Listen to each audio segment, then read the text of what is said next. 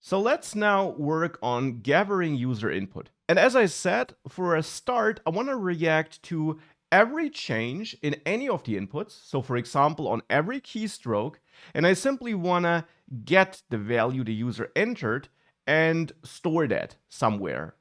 And for example, just log it to the console. Now, to do that, for a start, we need to add listeners to listen for every keystroke or for every change of these inputs.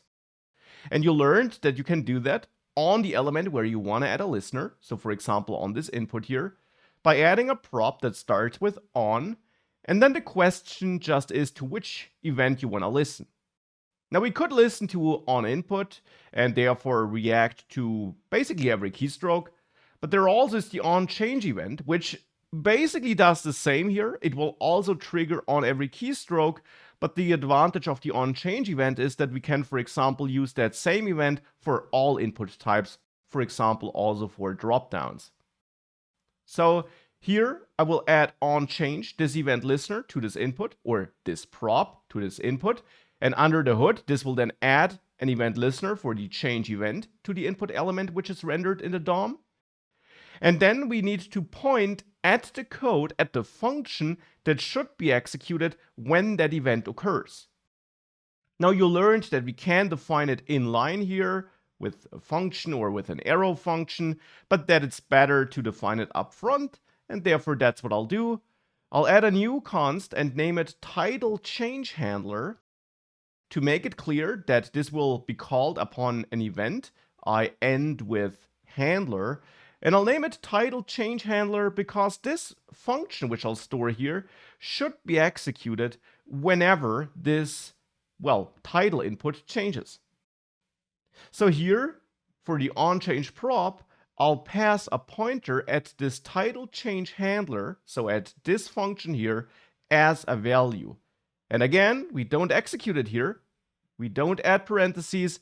We just point at this function. And this, if I console log now, will now execute whenever we type in this title input field.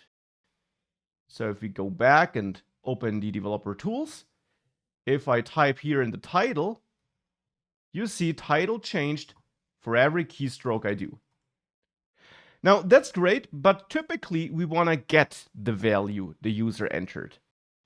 And the question now is, how can we get that value? Which possibilities do we have here?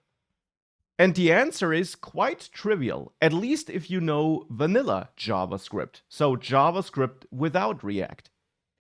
If you would add an event listener to some element in vanilla JavaScript like this, then you would listen to, let's say, the click event, and in the function which you pass as a second argument, which by the way is basically the function you pass as a value to this prop, there you automatically get an event object which describes the event which occurred.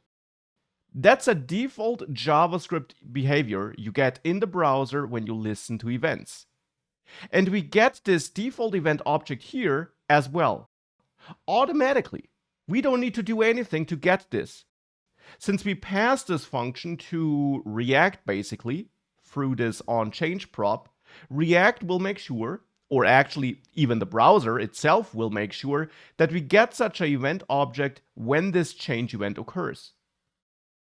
Now we can log this object to see what's inside it. So I'll log this event argument, and if I now reload and I start typing, I get this object here. And this object has a bunch of data. The interesting thing for us is this target field here. This target here simply points at the DOM element for which the event occurred, so in this case, this input. And this input element, in turn, has a long list of properties which we can read and set.